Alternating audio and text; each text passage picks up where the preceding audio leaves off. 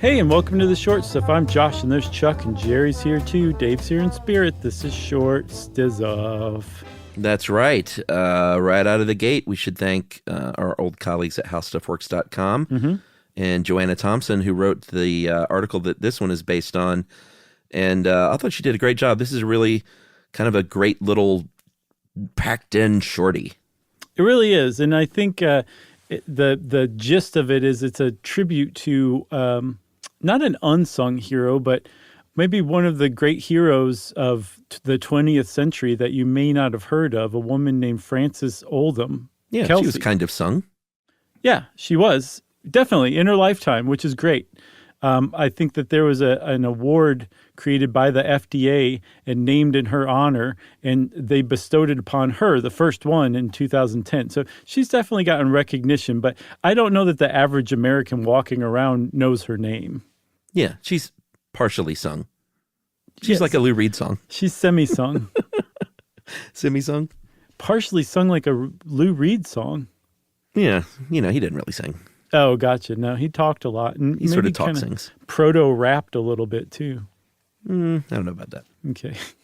All right. So let's talk about this great woman in our American history.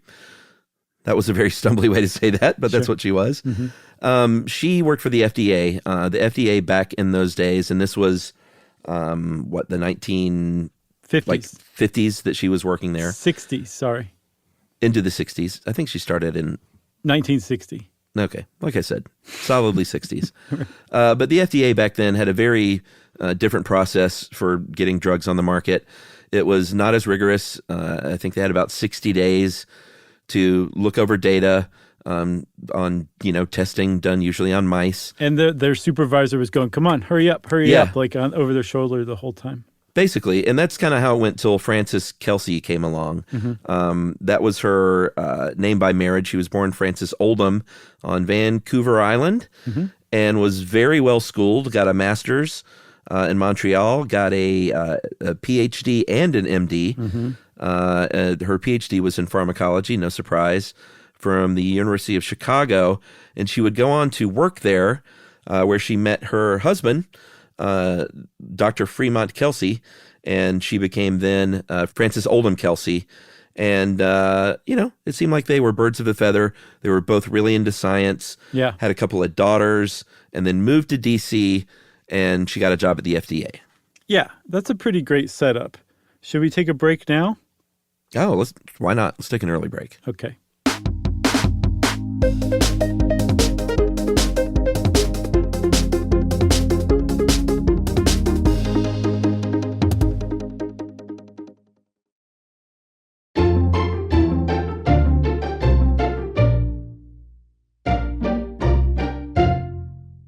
So, Chuck, you set us up perfectly. Dr. Kelsey is at the FDA, brand new position. After about 7 months, and her position was to basically check scientific data to approve or disapprove new drugs for the FDA, right? Yeah. About 7 months after she starts, and she was just a handful of medical people who were actually doing that. Yeah. And had 60 days to do it. But about 7 months after she started, a drug approval application for a drug called thalidomide crossed her desk. And she said, oh, what's this? She did.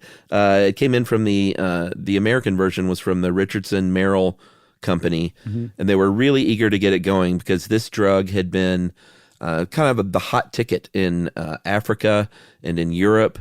And I think a couple of other places around the world. It was huge in Germany.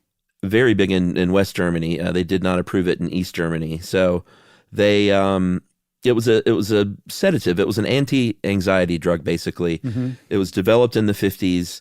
It was a post-war drug, and they were like, in every way, because they were like, people really need to settle down, and they need sedatives. People need to sleep.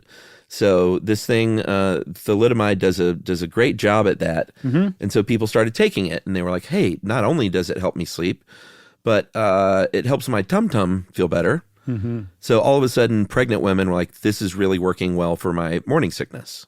Yeah, and this had been going on. I think it came out in 1952. This is 1960 when Dr. Kelsey gets the application. So, I mean, it had been kind of proven effective and safe, essentially, throughout the rest of the world. So there was an expectation, I'm sure, by the drug company that this would, just sail through rather easily, the application and review process. But Dr. Kelsey was a bit of a stickler, fortunately. And she said, well, let me really take a look at the science. And she found that there were reports of neuropathy where people like lose sensation in their extremities. Their nerve endings are basically damaged. And it's true, when you stop taking thalidomide, the sensation came back to your extremities. But that's kind of weird, and she didn't really understand that. She also found that pregnant women taking it off-label for morning sickness, there was basically no studies on that. So as far as Dr. Kelsey was concerned, there was not enough scientific data coming across her desk for her to approve this, and she wanted more. Yeah, and a couple of remarkable details here. The company, Richardson Merrill, they came back to her 6 times trying to get this thing through, and we're putting the heat on her in a big way. Yeah. And the other thing is, he said they didn't do any tests on pregnancy. This is because at the time, doctors still didn't think that drugs that pregnant women took could pass the placental barrier. Oh, okay. So she was sort of ahead of the curve in a lot of ways by thinking like, well, maybe something is happening here, even though doctors say that's impossible. Maybe we should look at it closer. And she held her ground through those 6 times. Yeah. It turns out the West Germans who developed this drug only test, or at the time, I guess, only tested drugs for toxicity and not, stuff like neuropathy and other like side effects. So you give it to somebody and be like, did it kill you? Yeah. No? Great. It wasn't toxic, so they let it ride. Yeah. And, the history of thalidomide, I mean, Billy Joel included it in We Didn't Start the Fire for a Reason. That was a big deal. Yeah, it was a very big deal. So Dr. Kelsey's holding her ground. She just wants more scientific data, and the company's not giving her what she wants. And meanwhile, there's 2 doctors, one in Australia named Dr. William McBride, one in Germany, Dr. Vidukund Lentz. Did I say that right? Job. Thanks. Yeah. And they both started to notice that there was a cluster of children being born with birth deformities, and that they were very specific but very rare birth deformities, in particular feet and hands protruding directly from shoulders and hips. That's a very specific kind of birth deformity that you can have, but it's exceedingly rare. So a bunch of kids suddenly being born with that birth defect is it caught their attention, and they started to do some investigating, and they figured out that the one commonality that all of those mothers had was that they had taken thalidomide early in their pregnancy for morning sickness, and they published a paper as fast as they could in The Lancet saying, stop prescribing thalidomide. Yeah, I mean, not only prescribing, in West Germany, it was over the counter. Yeah. So you could just grab this stuff and take it. In the end, about 10,000 kids were affected. The aforementioned Billy Joel's children of thalidomide is what they were known as. About 40% of those died at birth because it was not only like these deformities of the limbs really is what grabbed their attention, but heart troubles and stuff like that was also a big problem. Right. And 40% of them died sort of around birth or at birth. Most of these kids were in West Germany. Like I said, because they developed the drug, and so I just think it was more heavily used there. And over the counter, like you said. Too. Yeah, and over the counter. Yeah. And Kelsey said, no, we're not going to do it before anyone else did. And she is the reason that it was never released in the United States, although a handful of kids in the United States were born maybe. I didn't see an explanation of how that happened. I think there was like less than 20. But I guess they got their hands on some thalidomide somehow. Yeah, their parents could have been traveling in Europe, sure, especially if you take thalidomide early in pregnancy. Yeah, that makes sense. So they knew that thalidomide led to a whole just grab bag of different birth defects, like you were saying. But it wasn't until about 60 years after it got pulled from shelves that they finally figured out why. And what they realized is that with most drugs, it goes and binds to a specific receptor site. And maybe it prevents the reuptake of, say, serotonin. So you have more serotonin flowing through your system, and that helps balance that neurochemical.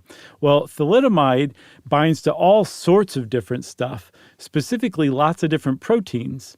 And those proteins do things like turn genes on and off. And because it's so non-preferential with what proteins it binds to, it can bind to all sorts of different proteins that are responsible for all sorts of different genes. And when those genes aren't turned on or aren't turned off, you can develop a foot on your shoulder, that kind of thing. And that's why thalidomide caused all those birth defects. That's right. And in the end, like you mentioned, Kelsey was somewhat sung in her lifetime. There was a big, and this article points out from How Stuff Works that she probably would have been unsung had it not been for this great article in the Washington Post that was published back then in 1962 about her. And that caused President John F. Kennedy to stand up and say, here is the President's Award for Distinguished Federal Civilian Service for doing that thing you did. That was more Teddy Kennedy, I think. Teddy Kennedy. But more importantly, the Kefauver-Harris Amendment went into law, which was the legislation that really tightened up how the FDA approves things, and not only tightened up, but lengthened and made the process more rigorous. Yeah, and she stayed on for 45 more years and helped kind of shape the approval process for drugs at the FDA. I hope she got a better office.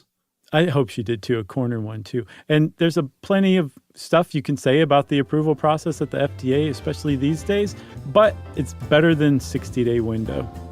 That's true. Chuck said that's true, everybody, and that triggers Short Stuff being out. Stuff You Should Know is a production of iHeartRadio. For more podcasts from iHeartRadio, visit the iHeartRadio app, Apple Podcasts, or wherever you listen to your favorite shows.